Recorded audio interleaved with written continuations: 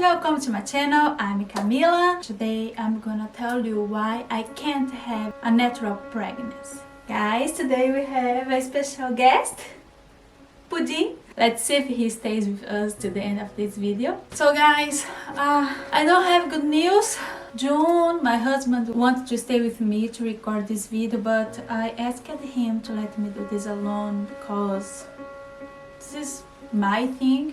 Actually, here in Korea, as the population is decreasing because of the lack of babies, the government is stimulating couples to have a baby, paying for the treatment to be pregnant. We were accepted in this program because Jun is Korean. Well, about the subsidy from government, it's very complex. It consists in like when we're gonna pay the clinic and the medicine in the clinic, automatically the government will pay part, and in our credit card will just be discount on a part of the price. But it's not for all medicine, it's just for the treatment to be pregnant. If I get pregnant, there will be another way to support us, so it helps because it's not a cheap procedure.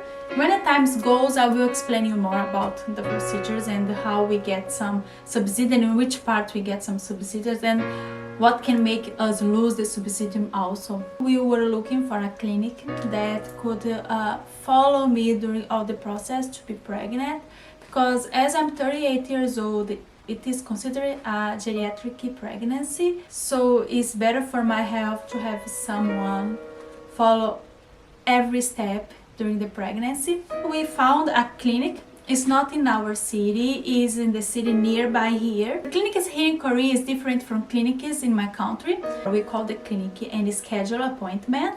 But here in Korea, no. The first patient who arrived will be the first patient who received the consult. So we have a line. We arrived there and the nurse and the doctor made an interview with us to understand everything we have done so far and to understand my period. I was lucky because around 1 year ago I downloaded an app that could help me to control my periods. So it was good information from the doctor and the nurse. Jun also did a spermograph exam. Everything was perfect for Jun. I did a blood test to check my hormones and vitamins. My hormones are okay and I have a lack of vitamin D. Apart from the vitamin D, they discovered that I have ovarian failure. I'm in premenopause, and they discovered that because my AMF is 0.63. It should be between 1 and 12. 12 is the maximum fertility and 1 it's the lowest, but it's still okay. Below that means you are in a premenopause. So I'm 0.63. I shouldn't be in 0.63 because I'm 38 years old. According to the calculations, my last period will be at age 43. 5 years, I will not be in a period, I will be in menopause. It means also the quality of my eggs are very bad. They believe the problem that I'm not being pregnant naturally is because the bad condition of my eggs. Why I have this in my age, it's a mystery. Can be because of lack of exercise, bad food, smoke and drinks. I haven't ever smoked and I don't drink even socially. Here in Korea in the past 4 years I decreased the amount of activity, but I still dance. And about health food, I don't eat a lot of junk foods, but I do snack a little bit at night. Can be autoimmune system disease. Before I came to Korea to marry Jun, I did a checkup and I told to my gynecologist that I wanna be pregnant, and he did all tests and the test was 100% okay. So he said, your problem is your womb is the opposite side. You will have a little bit difficult to be pregnant, but you can be pregnant. So what happens in 4 years? Because something happens during my 4 years here in Korea, and the only thing I can imagine is the last disease I had shingles because of the corona vaccine, the second dose of corona vaccine. I also researched on internet and there's several research about women around the world who got COVID and right after that they went to menopause, they stopped to have period. So I strongly believe that is the cause of the ovarian failure I'm having now. Natural pregnancy will be extremely difficult. Also, there's another possibility. My eggs can be working well, but my tubes, where the eggs came from the ovarian, there's some obstruction there. So I had to do another exam, and this exam is called hysterosalpingography. And what consists this exam? They will pass a sonda inside my vagina till my tubes. I did the exam, and I can tell you it was the worst exam I have done in my entire life. It helps a little bit.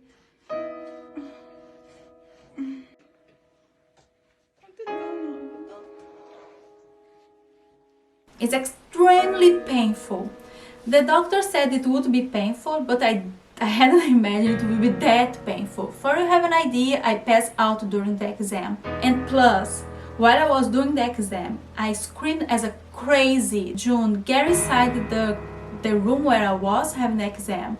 And the nurses there, because there is only women, they started to fight with Jun, asking him to leave, and I was screaming. I think the worst part for me was the fact that I don't speak the language fluently, so I couldn't express 100% what was going on in my body. So for example, I was feeling like when the sound was going inside, I felt like someone was cutting me inside. I felt a knife in all my... I could feel the sound going inside the tubes, inside something, because the pain was following this. And after the procedures, they cleaned my womb, and that product burned as hell. So it was that time when I passed out. And I also remember the nurse was telling me to be quiet, because everybody outside the room could listen to me screaming. When I wake up from passing out, I was throwing up a lot. It was terrible exam. And in the end, they discovered tubes were cleaned. So there's nothing wrong there. The only thing was a little bit disturbing, according to the doctor, was my period, instead of goes out, part of my period goes to the tub. But it's not a thing that can't make me not be pregnant, just disturbs. It's like my womb on opposite side, it disturbs. And also the doctor said my womb wasn't 100% cleaned, so it also can disturb. The embryo be attached to the womb's wall. The only thing they discovered that could be a problem is my eggs, the quality of my eggs. As they cleaned the tube during the exam, I can't try a natural conception because everything inside me is clean. And if I don't get pregnant now, the suggestion is in vitro. It means artificial fertilization. They will take one egg from me and will join with Jun's sperm, and if the embryo be formed, they will implant the embryo inside my womb. I don't know if it will work or not. They said the chance for me to be pregnant now it's 5%. So it's basically zero, but they asked us to try anyways. Because, for example, if I have a chemical pregnancy, at least they can check my blood if there's something wrong with my blood. Anyways, this is what I need to do now. This is the normal procedure to do. We are following the doctor's suggestions. And here is my advice for you. I made a mistake.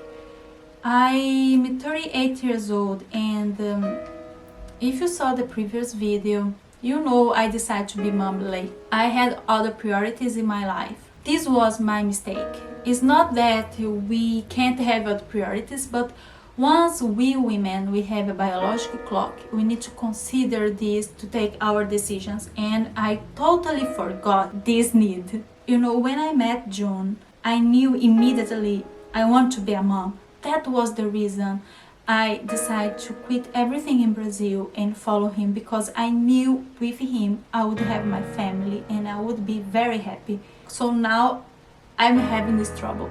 But if you're young, 26, 28 years old, 30 years old, and you don't want to be mom now, it's totally okay. Follow your dreams, but guarantee your plan B. Imagine if I had gotten my eggs frozen in the past, for sure I wouldn't have listened. Your eggs are in bad quality, and probably your chance to be mom is if some other woman donated eggs for you, another woman's egg and your sperm, it would be health, né, for the baby. It's not because of my age for sure we make some difficulties in the pregnancy. Problem is my egg, but now I'm in this situation and it's terrible because I can see him, he's 33 years old, he wanna be a dad. It's not my fault, but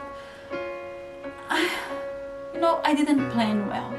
Be smart, be smarter than me, and plan, give you a chance. Just research about that. Don't do the same mistakes as I did. So guys, next week, let's see if I have good news. I hope 5%, but let's not lose our hope. If you have some ideas, some suggestion for me, put in the comments below. I'm excited to read your opinions and also your advices. Thank you for watching this video. Thumbs up if you like the content, and I hope to see you next video.